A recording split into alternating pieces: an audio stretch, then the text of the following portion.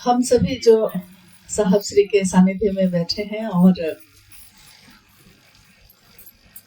ये जो हम आप सब मिलके बैठे हैं, इसका मूल कारण है कि शिव मेरे भी गुरु हैं, आपके भी गुरु हैं, सबके गुरु हैं।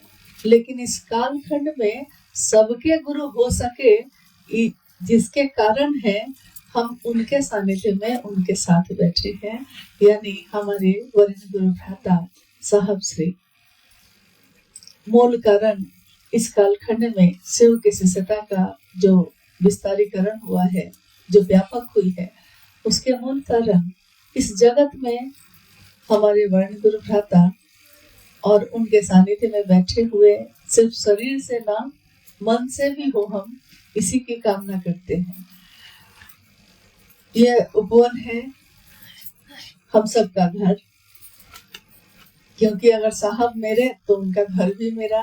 कहते हैं कि अगर राजा अपना हो जाए तो उस राज्य की हर चीज अपनी ही हो जाती है। महादेव अपने तो पूरी दुनिया अपनी, साहब अपने तो पूरी दुनिया अपनी। ये जगह जहां आप बैठे हैं वो भी आपकी।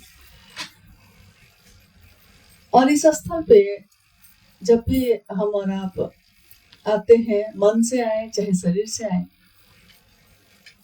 तो एक ही कामना करते हैं कि आपने जो चाहा है, आपकी चाहत में जो बल है, वो चाहत और उस चाहत का बल भी हमारे हृदय में भी आह्लादित हो, हमारे हृदय में भी दृढ़ हो, मजबूत हो, ताकि हम सब भी अपने अपने जगह पे जहां भी हम जाते हैं अपने गुरु शिव का काम कर सकें, जैसा साहब ने चाहा है उसके अनुसार। क्योंकि सबसे महत्वपूर्ण यही होता है कि उन्होंने जो चाहा, क्या हम आप उनके अनुरूप काम कर रहे हैं। काम मतलब जब हम कहते हैं गुरु का काम, तो पहले लोग पूछते हैं कि शिव ही गुरु क्यों है, और अगर भाव से ही शिव गुरु होते हैं तो इस पे आपने साहब की चर्चा बहुत बार सुनी होगी कि क्या भाव होगा तभी शिव गुरु होंगे। और साहब श्री कहते हैं कि आपके अंदर मान लीजिए भाव है, लेकिन अभी अभी आपने जिससे बात की, हर दिन हम लोग किसी ना किसी से बात करते हैं, हर पल, हर क्षण, हर दिन कितने लोगों के नामों की घोषणा होती है। साहब श्री कहते हैं कि क्या जिससे आपने बात की है अभी, उसके अंदर भाव है, आपके अंदर भाव है, ये माना, लेकिन अभी अभी आपने जिन लोगों से बात की है, हो सकता है उनके अंदर महादेव के लिए वो शिष्य भाव ना हो अभी। क्या उसके परिणाम होंगे या नहीं होंगे? क्योंकि शास्त्र तो आज तक यही कहते रहे हैं कि भावेन लभ्यते देवता, भावेन देव दर्शनम। भाव से ही देवता लभ्य होते हैं और भाव से ही उनके दर्शन भी होते हैं। तो शास्त्र तो ये कहते रहे, लेकिन क्या शिव शिष्यता में भी ऐसा ही लागू होता है? क्योंकि देवों के देव महादेव हैं, तो देवता तक के लिए तो ये जरूरी है, लेकिन जो देवता का भी देवता हो उसके लिए क्या जरूरी है? तो अधिकांशतः मन में हमारे ये बात होती है कि जब देवता के लिए भाव जरूरी है, तो उनके भी जो देवों के देव है महादेव, उनके लिए तो भाव से भी ऊपर कुछ चीज होगी, तभी उनसे संपर्क संभव होगा। गुरु के रूप में साहब कहते हैं कि गुरु के रूप में वो शिव, जरूरी नहीं कि आपके अंदर भाव हो। आपने जिससे अभी अभी कहा है, उसने शिव को अपना गुरु बनाया है, लेकिन उसके अंदर वो भाव नहीं जो आपके अंदर है, जो आप जिस भाव के अंदर आके आपने उससे बात की है। क्या इसके परिणाम होंगे या नहीं होंगे? लेकिन साहब कहते हैं कि इसके परिणाम होंगे, क्योंकि गुरु के रूप में वो सिर्फ आपके भाव पे नहीं उतरते, आपके विचार पे भी उतरते हैं। शिष्य का जो मानसिक स्तर होता है, गुरु उसके स्तर पे उतरते हैं। और मानसिक स्तर हो सकता है कि उसका कुविचार भी हो सकता है अर्चना का भाव ना हो सकता है अपशब्द का भाव हो, ये भी हो सकता है। लेकिन गुरु के रूप में वो कुविचार के तल पे भी उतरते हैं। ये मात्र गुरु और शिष्य परंपरा में ही हो सकता है। ईश्वर के रूप में, पूजा पद्धति के रूप में आप महादेव से नजदीक होते हैं। हम सब पूजा अर्चना करते हैं, मनोकामना मांगते हैं, मनोकामनाओं की पूर्ति होती है। लेकिन उसके लिए हम कभी भक्त बन के जाते हैं, कभी याचक बन के जाते हैं। लेकिन शिष्य के रूप में हम कुछ भी नहीं आता तब भी जाते हैं। और जब शिष्य बनते हैं तो ये तीनों सूत्र जो हमारे आपके जीवन में है आज, जो जिसका निरूपण साहब श्री ने किया है, इसमें पहला सूत्र ही ये कहता है कि दया की याचना करनी होगी। दया की याचना का अर्थ ही होता है कि शरीरधारी गुरु या सदगुरु में तो कुछ साधन से काम चल जाएगा, मंत्रों के जप से काम चल जाएगा। लेकिन जब शिव गुरु होंगे, जगत गुरु शिव गुरु होंगे मेरे आपके, तो वहाँ कुछ दूर तक साधना काम करती है, कुछ दूर तक मंत्रों का जप भी काम करता है, कुछ दूर तक कुंडली साधना भी काम करती है। लेकिन एक दिन उसकी भी सीमा खत्म हो जाती है। तो जब सबकी सीमा खत्म हो जाती है, उसके बाद अगर आपको चलना होगा तो आप किसके सहारे चलेंगे? हम किसके सहारे चलेंगे? एक बड़ी अद्भुत सी बात है शिव शिष्यता में कि शिव की शिष्यता की शुरुआत ही दया से हो जाती है। यानी कर्म नीचे ही रह गए, साधना नीचे ही रह गई, मंत्रों का जप नीचे ही रह गया, और सीधे जैसे बच्चा को सीधे 5वां क्लास से शुरुआत कर दी गई है। अब उसको आता कुछ नहीं है, लेकिन शुरुआत उसकी पहला क्लास से नहीं है, सीधे 5वां 7वां क्लास से शुरू कर दिया गया है। तो हम सोचते हैं कि ये कैसे होगा, क्योंकि हमको कुछ भी तो आता नहीं था। गुरु अपनी दया से शिष्य के उद्देश्य का परिमार्जन करते हैं। शिष्य जब कोई बनता है तो हो सकता है उसके मन में कोई कामना हो, कोई मनोकामना सबके मन में होगा। अभी हम लोग जितने लोग यहाँ बैठे हैं, तो अगर हम लोग सब आपस में एक दूसरे से पूछें कि जिस दिन हम लोगों ने शिव को अपना गुरु बनाया था, उस दिन किस कामना से बनाया था, तो सबके अलग अलग बात होगी, सबकी। लेकिन आज 2 साल 5 साल 10 साल के बाद भी क्या वही कामना है जिस कामना से हम लोग बनाए थे महादेव को गुरु? कोई प्रेम से बनाया होगा, सुन के अच्छा लगा इसलिए बना लिया, लेकिन किसी के जीवन में दुख होगा इसलिए बनाया, किसी को संतान नहीं होगी इसलिए बनाया, किसी को नौकरी नहीं मिल रही है इसके लिए बनाया, कोई सहारा नहीं है तो महादेव ही एक सहारा इसलिए बनाया। सबका उद्देश्य उस समय अलग अलग रहा होगा। अब कुछ दिनों में, कुछ सालों में, क्या उस आज भी वही उद्देश्य है हमारा? इसका परिमार्जन कैसे हुआ? क्या इसके लिए हम लोगों ने कोई अलग से प्रयास किया? 3 सूत्रों के अलावा कुछ और किया है हम लोगों ने? जो साहब ने कहा 3 सूत्र करने को जितना भर आता है वही करते हुए चले जा रहे हैं, और आज हम देखते हैं कि क्या हम वही हैं जो उस दिन थे? शरीर से तो वही है, बाहर से तो वही है, लेकिन अंदर बदल गया है।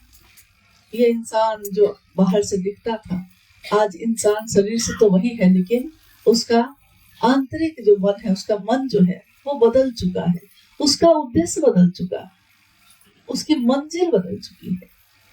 जो मंजिल कोई मनौती थी, कोई मनोकामना थी, स्वाभाविक है ना कि जिस दिन हम लोगों ने मनोकामना मन में रख के महादेव को गुरु बनाया होगा, उस दिन हमारी मंजिल महादेव थे कि हमारी मनोकामना थी? महादेव थे, मनोकामना थी, लक्ष्य तो वही था। तो जो लक्ष्य होगा आपका, मिलेगा भी तो वही। कोई बच्चा लक्ष्य रखा है कि हम मास्टर बनेंगे, तो मास्टर अगर नहीं बना तो कम से कम स्कूल का चपरासी भी बन जाएगा, लेकिन स्कूल तक पहुंच जाएगा। यानी लक्ष्य जहां है उसके नजदीक भी कम से कम पहुंच जाएगा, लक्ष्य जो होगा। लेकिन अगर कोई कलेक्टर बनने का लक्ष्य रख के चला है तो थोड़ा भी नीचे आएगा, तो कम से कम और चीजों में तो बहुत आगे होगा। यानी लक्ष्य जो भी होगा हम लोग का शुरू से लेके आज तक, तो हम पहुंचेंगे भी वही। शिष्य के इस मानसिक स्तर पे उतर के महादेव क्या करते हैं? महादेव उसके लक्ष्य का परिमार्जन करते हैं।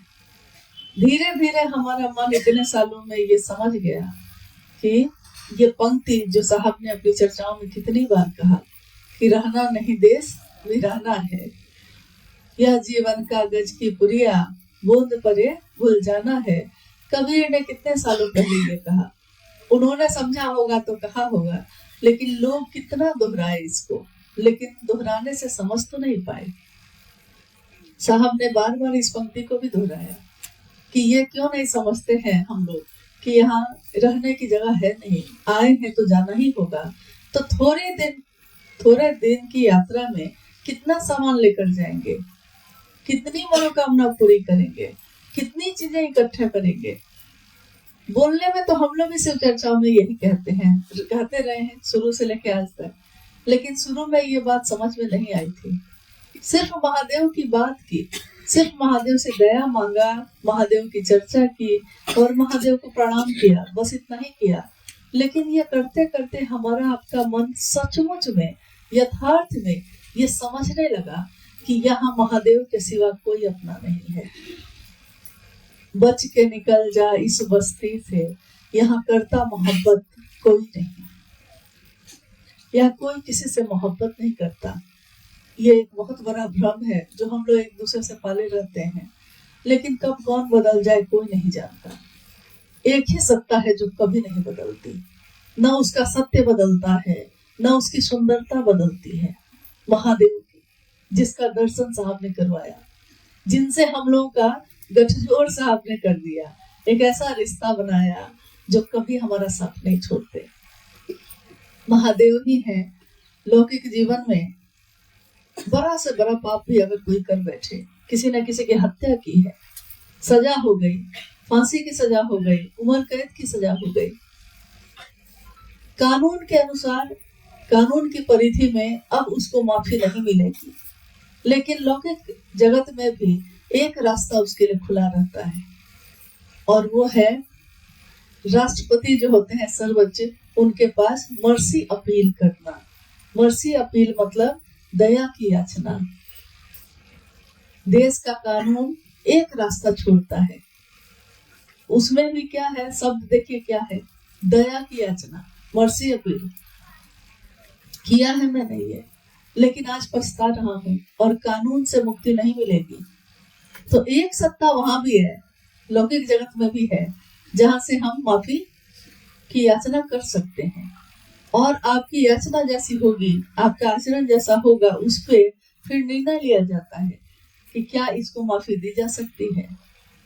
और अगर ऐसा होता है तो माफी दी जाती है।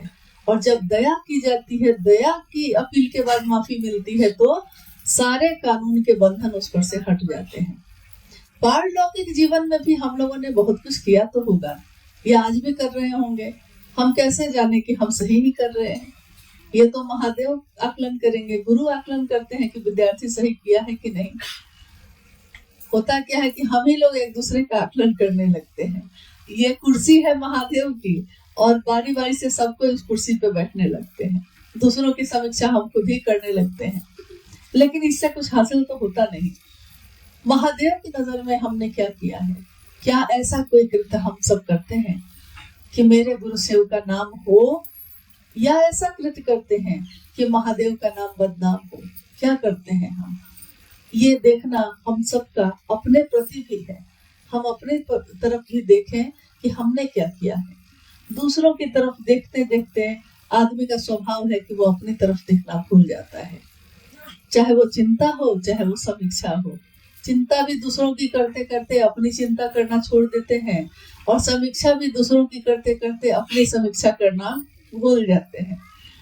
तो महादेव की दया से जब, चाहे वो स्वार्थ से हो चाहे निस्वार्थ हो, तीनों सूत्र जब हम आप करते हैं, तो हमारा मन धीरे धीरे धीरे धीरे ही सही, लेकिन इस परिधि में आ जाता है कि महादेव से दया की याचना के सिवा अब कुछ भी नहीं बचता, और एक ही वही काम करता है, वही परिणाम लाता है।